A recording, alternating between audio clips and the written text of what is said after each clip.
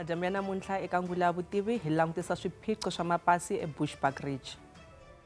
Jika uma first na cinca pasi ni va byela ku ri na problem ya pasi kombe ku mena hambanisa nkulukumba loyi ku ri hi le ku xirheni mena ye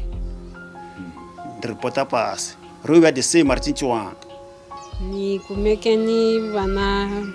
ni kumeka ni chadisiwa na munhu ka na mutivi 2011 kume n'wana lewa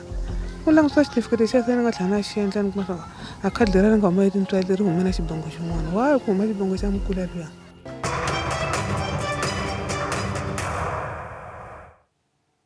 Milangutise Ngula ya Vutivi vito ndzi Nsuku Roland Baloyi. Vaaki vo hlaya va le ndzhawini ya le Bushbuckridge eMpumalanga va ha xaniseka hi swiphiqo swa mapasi. Van'wana mapasi ya vona yana swihoxo swa rimbewu kasi van'wana i vukungundzwani bya vukati bya vuxisi. Muteki wa mahungu wa Ngula ya Vutivi Solomon Mathebula u lavisisa timhangu leti. Hi sungule ku lavisisa swiphiqo swa mapasi emugangeni wa Islington eBushbuckridge. Kona hi tihlanganise na Elgin Sibuye u boheke mavoko hikokwalaho ka swiphiqo swa pasi ra yena. Pasi rakwe ri ri yena i wansati ni hambileswi a nga wanuna. Leswi swi n'wi tsandzekise ku kuma ntirho ni ku ya exikolweni xa tidyondzo ta le henhla. Na nkinga leyi ni nga hlangana na yona ya pasi. A pasi leri swa ku sungune kwihi ni ta vulavula hi ku la swi nga sungulaka sungune kwala ka khadi ku nga leri khadi mari vona khadi leri laha ka khadi leriwa khadi leri ri tsariwe leswaku ri thikiwe laha ka boy ku na boy and girl va fike va thika ka boy kombisiwa leswaku mina ni munhu wa xinuna kambe loko se ku ta endliwa a certificate ku ve ku ya huma ku ya kumeka leswaku ku ya huma idea ya munhu wa xisati leyi me ni tirhisaka yona sweswi kusukela kwalani ni dyondzini xikolo ni dyondza xikolo hi xo certificate xelexo ni nga swi voni swa ku ku na xihoxo laha pasini la certificate xa ID. Loko ni endla grade 12 va ni hi February va te va kombela a ti-ID xikolweni swa ku hi ta kota ku register kahle ta kota ku tsala xikambelo. Ni ve ni ya na yo ID loko ni fika na certificate xolexo a ni nga si teka pasi loko ni ya na xo a fika va teka pasi i certificate lexa xa me lexiya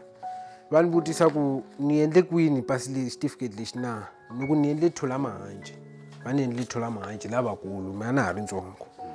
va ku ya swi twisisa mara lexi nga kona i ku laha ka ID ya wena ku na xihoxo ID leyi ya wena yi tsariwe leswaku wena u munhu wa xisati ende loko yi tsariwe leswaku munhu wa xisati yi ta laveka ku cinciwa yi ta ya ka munhu wa xinuna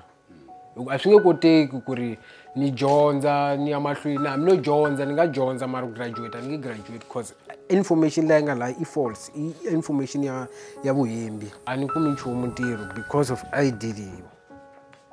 ID na le bank account a wu pfuli a ku na lexi ni nga ta xi pfula me loko ni fika na ni fika na swilo swa me swi helelini ni fika a bank ni ku ni lava ku pfula a branchini ni ku ni lava ku pfula inani account va rhanga va buka ID leyi va ku a hi nge swi koti ku pfuna rhanga u ya cinca ID leyi na loko ni zama ni ku na va hlamusela ni ku ID ni cincini se khale ni yo karhala ku yima a va swi twisisi because vo va tirha hi mina va leswi swi nga hi xiswona because va ri a swi nge endli swi nge mechi swilo leswiwa a mali account yi receive ka munhu wa xinuna mara loko n'wi bukhi ka munhu wa xisati mara loko n'wi bukhini munhu wa xinuna a ku na lexi ni nga ta xi endla ni gina ni fika laha ka ku se ni hleketa na ku tsema xo xituwa lexi ni endla xin'wana certificate just because of xituwa lexi xo xi ni sivelaka ku ni nge endli pasi rin'wana se certificate na swoho a ni to vona ku ni ta endlisa ku yini because laha se ni twa pheni n'wana ya ku vava ngopfu. Swi na malembe ya kwalomu ka 5 va ndyangu va ri karhi va ringeta ku ololoxa xiphiqo lexi. N'wana loyi wa me i beburiwe a ri wanuna ndini ka huma fese a ni n'wi tivi a ni dyondzanga ku vulavula ntiyiso a ni n'wi tivi ni na n'wi tekisa certificate ka huma fese swa ku certificate lexi va tsale swa ku i wanuna wansati a ni xi voni mina wa ni twisisa xa voniye loko a ya xikolweni swa ku a yi khona phela xitifiketi hi mama me va ri ni wansati se ni kume a swi lunghini n'wana mina ta hi ya swi cincisa ni ri kumeke hi ya thula mahaxi loko ya thula mahaxi va fika va ku yo ku lava a rhanga a teka pasi hi xitifiketi lexiya xa wansati loko a teke pasi xitifiketi xa wansati se ku ta vuya loko se pasi leri ri vuyini se ku ta kota ku cincisiwa pasi leriya a hi makini sweswo kumeke n'wana loyi hi ta teka xitifiketi lexiya hi wansati ku huma pasi leri loko huma pasi leriwa hi yini loko hi ya va fika va ku hi maka maphepha va ku hi faka va ri 70 rand ya ku yi famba na swilo leswi ya Pitori 2021 loko hi ya va karhi ve hi qhubeka vhele va ku hi ta hamba hi ta cheka hamba hi cheka 2021 yena hi karhi hi kambela 2022 yela karhi hi kambela 2023 yela hi karhi hi kambela 2024 so le pasi a ri vuyi sweswi hi 2025 a hi lembe ra 5 swa ndije buti swinene loko a ndzi ri swa wanuna swa wansati so leyo tshama la kaya ene a nga ni nyiki kurhula na me a ni na kurhula wa swi vona na yin'wini kuma swa ku loko se hi vulavula na ye le kaya a nga ha hi hlamuli kahle i na enka hi mhaka ya ku yini hi ku pasi ra ku a ri kona xitsongwatsongo ta ku byela swa ku eya mina wansati loko a ndzi ri wanuna leswi va fambini ndzi ri joni na vasesi leswaku taniya swa ku taniya se i kuma swa ku lama a swi nyiki kurhula phela a hi miri wa mina lowu hi mhaka ya ku mbilu ya mi ya vava a ni na kurhula buti a ni na kurhula moyeni. Kokwana Hlamalani Ngwenya wa le Hluvukani na yena u na xiphiqo xa pasi. Pasi rakwe ri pfariwile ri tlhela ri yirisiwa hi ndzawulo ya xikaya. Sweswi kokwana Ngwenya u tsandzeka ni ku hola mali ya mudende. Pasi ra yena ri yirisiwile hi mhaka ya leswaku ri fana ni ra munhu un'wana. Kokwana Ngwenya u na kwalomu ka 40 wa malembe a ri karhi a ringeta ku lulamisa xiphiqo. U ri u thumbe mhaka leyi loko mali ya n'wana wa yena ya mudende yi nghene eka munhu un'wana. Xiphiqo xa mina i ku ni teke pasi se pasi leriyani loko ni ri tekile loko se ni lava ku ya holela n'wana lowa lasborn wa 92 va ku share ID se ni ya thula mahaxi hi ku hatlisa va ku u share ID mali ya wena yi wele ka un'wanyana mara hi ta n'wi lavetela sweswi ta ku fonela va ve va n'wi lavetela sesi loyi a nga yarisangi i tile wa le Ximungwi a area se a ku na mina ndo hlamala hi ku mali leyi yi va yi tele se ene i tirha ka Skukuza sesi loyi se loko a tirha ka Skukuza a ni nyika mali liya ya n'wana ya pay ya ku sungula vhele a yi hamba yi holiwa a area me a ndzi zangi ni yi hole hi mavoko ya mina se ku kumeka ku va ku tsutsuma u ya cinca pasi u ya fodisa pasi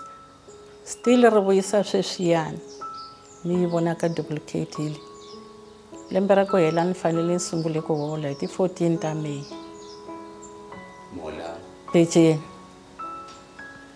mali a yi kumeki pasi a ri vuyi na namuntlha na lwi. Hi tlhelele nakambe emugangeni wa Islington laha hi nga tihlanganisa na Simon Mhlongo. Mhlongo u na kwalomu ka 30 wa malembe a ringeta ku lulamisa xiphiqo xa ku yiviwa ka pasi rakwe. Loyi a nga yiva pasi u le ku pfuleni ka swikweleti hi mavito ya Mhlongo. Xiphiqo xa mina hi lexiwa hi 90 ni ripote pasi ri nga humi 1990 ri nga humi hi 94 ni ripota ku ya huma pasi lero ra ku sungula ni tshame na rona nkarhi wo leha nyana tirha hi rona se ndzhaku ka so hi 2010 na ka pfula account FNB ni kuma ku ri already ku na account leyi nga pfula hi munhu loyi ni nga n'wi tiviki ku i mani mara i tivitana ku hi Simon Mhlongo. Okay, from then take a case liyani ni ya reporter police station endzhaku ka so case ya mina yi i landzeleliwe mbuti ya kumeka ku ri i tshama kwini eJoni sweswiyani tirha kwini. Okay right, hi ku vona ku ri ni ku xanisekeni ndi teka magoza ku ri it's better na cinca pasi. Ndi ka huma first na cinca pasi ni va byela ku ri na problem ya pasi kombe ku ve ni hambanisa nkulukumba loyi ku ri hi le ku xirheni mina ye ndi reporta pasi ro ya the same mari cinciwanga hi 2011 ni tlhantlhelela futhi ni ku still na ri ku hluphekeni vanhu vandza swikweleti vanhu hi mhaka ku xera pasi na munhu ni kombe ku cinca pasi ni ende ya cinca still ku vuya ri posa ri cinciwanga ku fikelela ni nga endle ku ri ni kombela ku munhu loyi a khomiwa. Loko a khomiwa fika va n'wi tshamisa 2 days exitokisini a tlula mahaxi swi nga ni byela swo lava maphorisa lama nga ta va ni byele ku ri case yi ta vulavula Joni from 2011 ta fika namuntlha case ya mina ya ri tani na ri ku hluphekeni. Last year ndzi fone va le ku rhuleni va ka masipala va ku valava mali va lava ku ni hakela rent ya mati a va yi kumi a ndi tshami kona tiko rero mina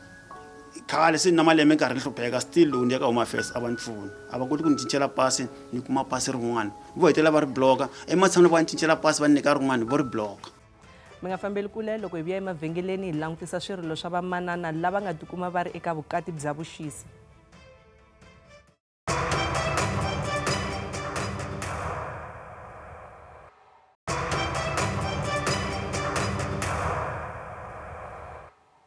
Vamanana lava na vona va boheke mavoko hi ku tsandzeka ku huma eka vukati lebyi.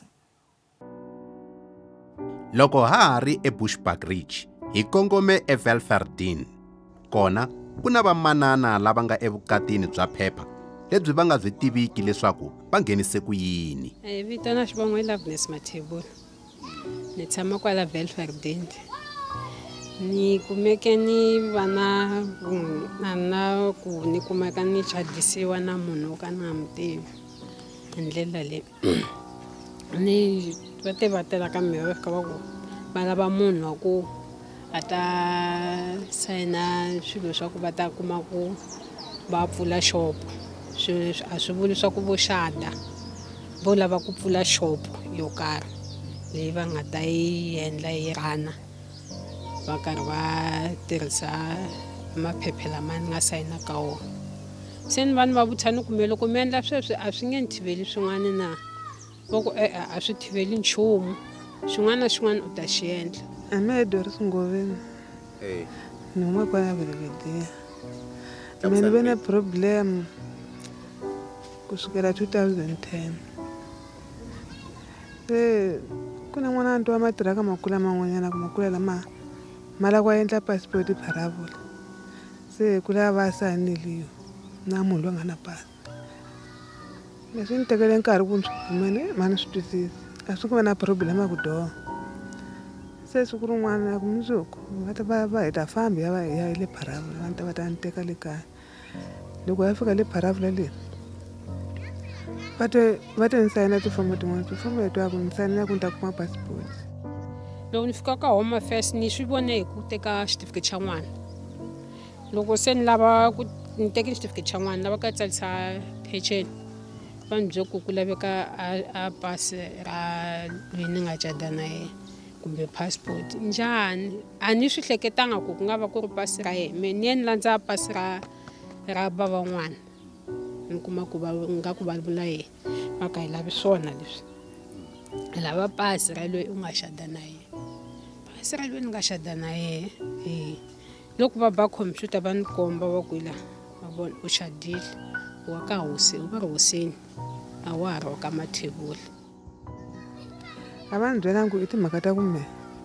ku na muxado a ni swi tivanga se leswi nga va fanele ni tshame ni karhanyana wa ku leha ngopfu munhu loyi ni hanyaka hi ku ni kombela peceni a ni kahle se u ta fikela kwalaho ka lembe ra ku hela ku hala ndzhaku hala ka hi 2011 kume n'wana loyiwa loko ni ri tintswalo u langutisa xitifiketi xa se ni nga tlhela na xi endla ni kuma swa a khadi lera ri nga huma hi tintswalo ri hume na xibongo xin'wana wayi ku huma xibongo xa mukula luya ni ve na problem ngopfu ku ta fikela kwalani ku ta fika lembe ra ku hela loko se na ku endla swilo pasi leriya ku va huma na swilo leswiya swa ha pfumeli ku endla va ri phepasi ra wena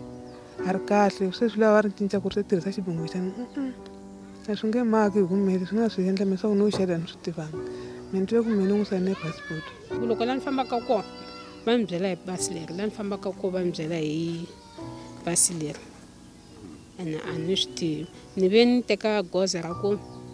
ni ya le ka Sesilwana ku ni komba u ya ni komba vanhu lava va wehe i nga ta na vo le kaya ku na ku vutisa ku swi fambisa ku yini ku me na onhakeliwa hi swa ku tala. N'wana mehe wa vutirha na peceni na sweswi a nga holi loko ni ya tsarisa peceni va ri va lava xitifiketi xa loyi na passport na swi kumisa ku yini. A ku hana lexi ni fambelaka hi pasi leri ra mina a ra ha tirhi nchumu na vana na n'wana loyi nga pasa grade 12 ni fanele ku na n'wi sayina tifomo tin'wana pasi ra mina a ri tirhi ku ta fikela kwalani le kale a ni munhu loyi a tirhaka a ni ti pfuna hi xona xibecana xexiya pasi ra mina ri pfumeli ku tirha nchumu loko ni fonela mukula loyi phela laniwa se swilo se swa ni tikeli pasi a na ha koti ku endla nchumu ene hosi u ra hi to n'wi hi swa passport mehe sweswi va ri mena we hi xadini ene we a swi n'wi pfumela na family ya mi ku we wa ni xada we hi la ku endla mixado na mina u ni endlele xihoxo a pasi ra ma ra ha pfumeli nchumu a ku okay tala ku nyika mali ya swakudya le n'hweti yi hela pheko sweswi a ku hana na xin'wana xa mina xi tirhisa khadi ra ka SASSA ku hola pension a khadi leri a ni fanele ri ni cinca pasi ra ma ri tirha. Mi nga fambeli kule loko hi vuya emavhengeleni hi yisa emahlweni hi langutisa swin'wana swiphiqo swa vaaki ni angulo kusuka eka mfumo.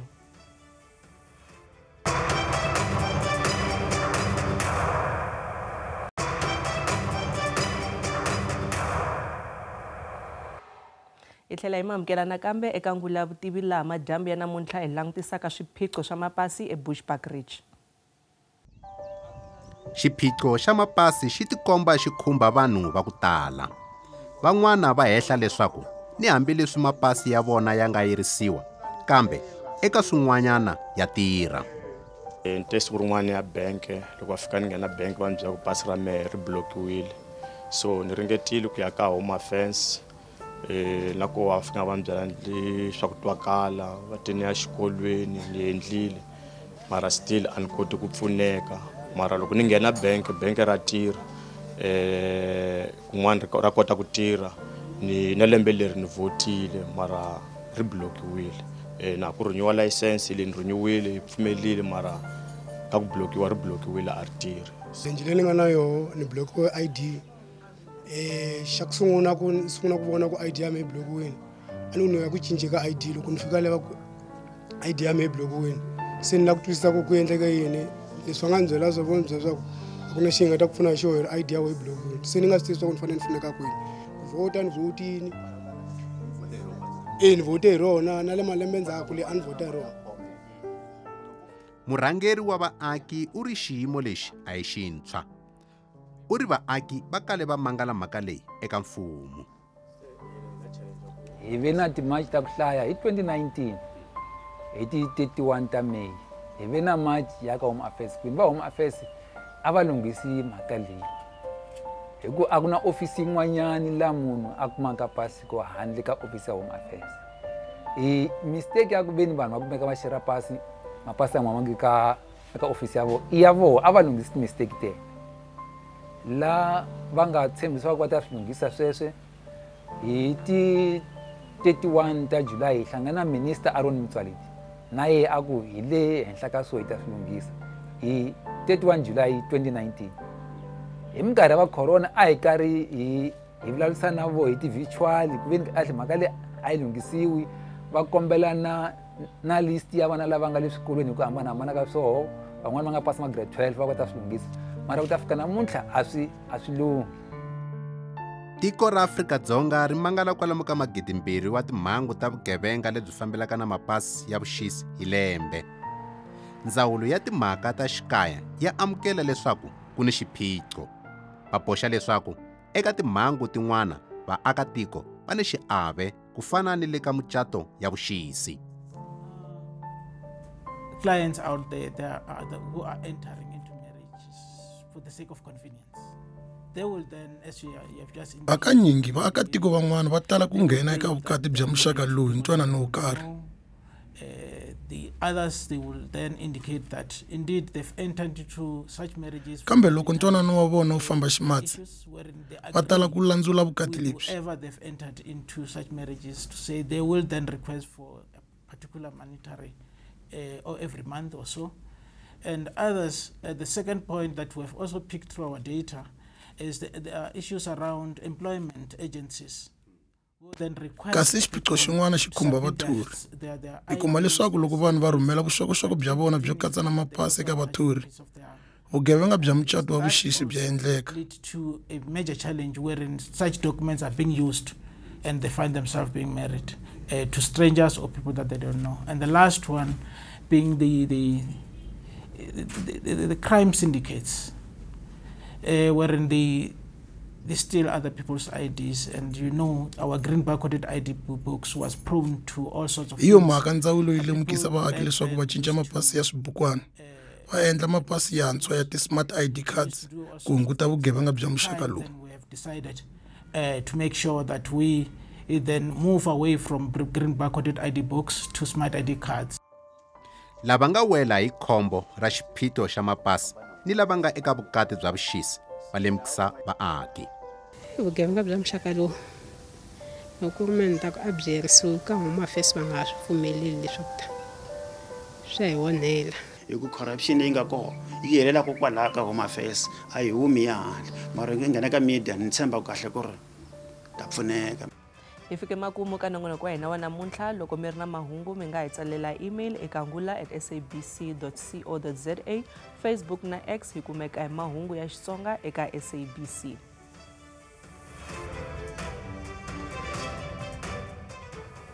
Riperile.